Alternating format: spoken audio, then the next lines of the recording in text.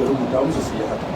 Da haka in za mu ci gaba da kiran jarumai kaɗai ba mu kirawo daraktoci ba, to ba za a iya samun gyara a waɗannan lafuza da wasu kalmomi da wasu aiki da muke ganin sun ci karo da dokokin shari'a musulunci da al'adarmu ta musulmi da kuma al'adarmu ta yan arewacin Najeriya da al'adarmu ta Hausa Fulani da abin da ya kamata.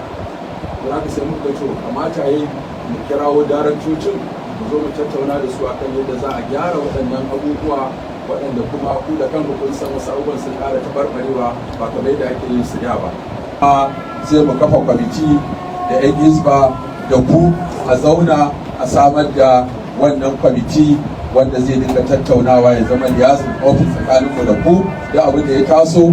Muna son ganin ku ga hanyar da ake bi a ganku cikin sauki, in kuna son ku gamu ma ga hanyar da za a gamu cikin sauki. Ku gaya mana ka'idodin ku, kan ƙara ga yadda ku ce ba abu ka'ida ba, to ku gaya mana wani ka'idoji ake bin ana son duk a tattaro ku a zo a yi magana da ku. Mu ma kuma kuna son ku gamu, in mun ga wani abu ba daidai ba da ake yi za mu kira waɗannan wakilan naku mu gaya musu a kaza an yi ba daidai ba, maimakon ku dinga ganin mu muna jira a guri muna caccamfe ku. Kaga kamata a ce a samar da maslaha zai fi sauki kafin a kai ga wancan matakin da mu ma ba dole ba ma san daukar. Wa zai magana da sunan wa kuka nada? Okay, sai bismillah. Assalamu alaikum wa rahmatullahi wa barakatuh. Maka sa ne dai bai. Mai girma shugaba kamar ku da sauran uwa ina yau kowa sallama irin ta addinin musulunci. Assalamu alaikum wa rahmatullah. Kai tsaye mai magana Abdallah Muhammad, sanannen suna Abdallah Mdaz, mawaƙin adamin Hausa na nahiyar Afirka, jarumin fina-finan Hausa da Turanci ko mawaƙi. To amma har ga Allah shi fim ya sha bamban da yadda mutane suke kan nasa.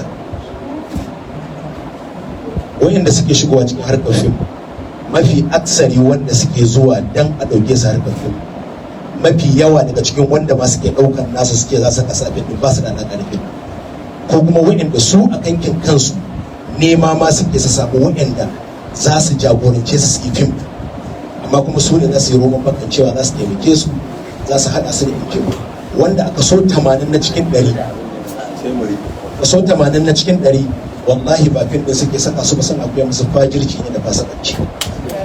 Haka a cikin kan fim din su sun sani, mu mun sani, duk inda gaskiya take gaskiya ce, duk ɗacin ta kuma sai an gaya mai ita.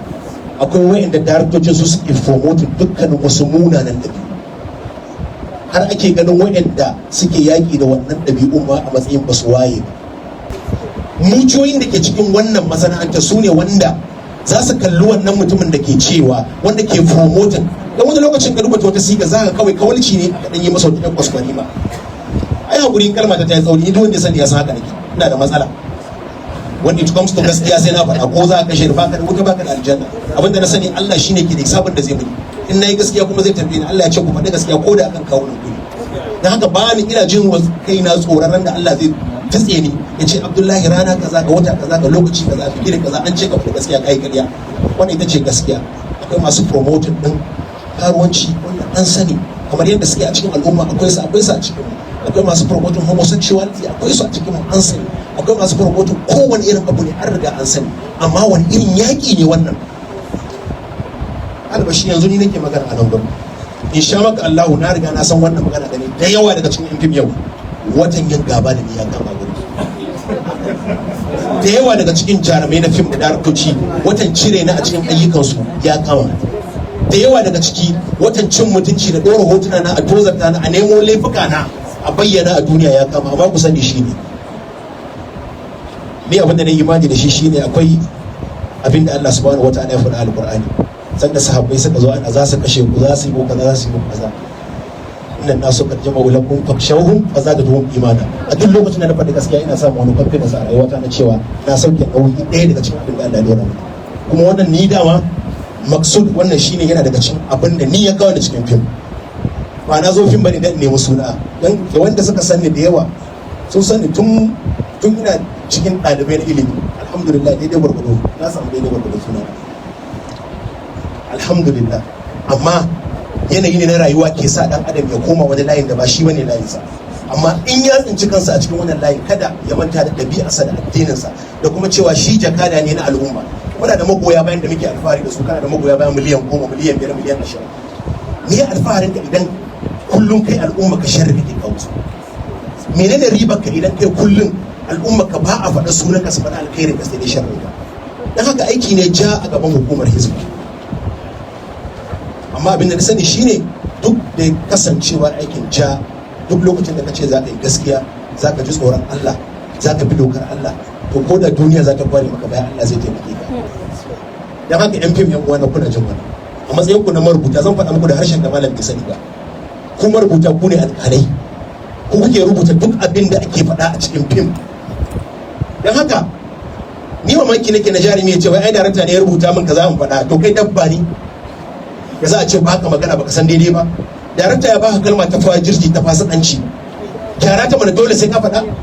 A idan na sarat al-mustaqim ta fito kwalla ta ce ta farki ne da ce sai ka faɗa daidai, ka faɗe ta yadda ya dace. Dan wannan kalma kana mutuwa hotunan da za ka dauko daga kallon kake.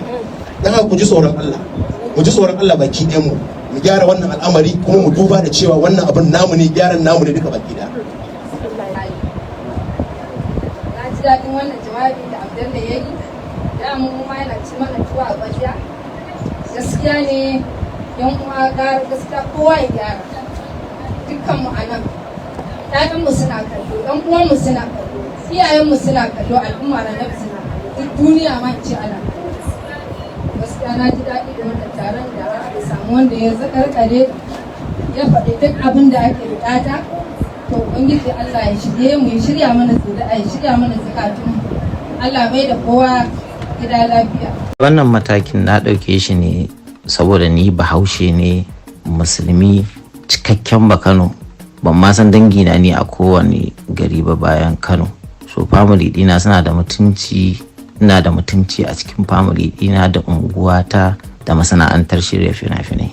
So baya ce za a yi ni na san bana daga cikin waɗanda suke saba ka'idar fim a Kano, bana daga cikin wanda yake saba wa addini na wajen gudanar da shirye-shiryen fina-finai na, bana daga cikin wanda nake tanishin image din gwamnati a cikin fina-finai na ko wata kabila.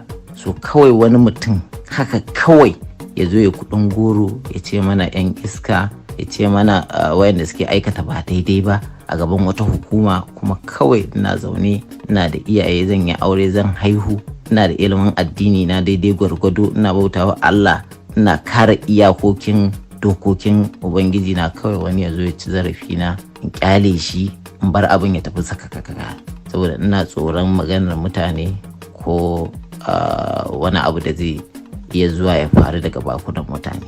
Allah nake bautawa, Allah ne ya da shi a matsayin ubangiji na. Annabi Muhammad sallallahu alaihi wa sallama shine abin da na fi kauna a rayuwata. Ina son iyayena, ina son family dina, ina son dangina da abokaina. Wani ya zo ya ci mutunci na kyale shi. So na ɗau wannan hukunci ne ya zo ya mentionin sunayen mutanen da suke aikata wannan abin da ya faɗa. Na bashi 48 hours kamar yacce lauya na ya rubuta, ko ya zo ya cire ni daga wannan maganar da ya yi ta duka mutane, ko kuma mafi akasarin masana'antar ga abin da suke aikatawa na rashin daidai. Na san bana daga cikin wa'annan, kuma in bai zo ya kare kansa ba za mu tafi kotu, kuma ina fata kotu za ta ci korafi na kuma za ta yi adalci akan abin da na je mata da korafi a kai. Wannan shine dalili na rubuta wannan takarda da na yi masa, kuma shine dalili na zuwa kotu nan gaba.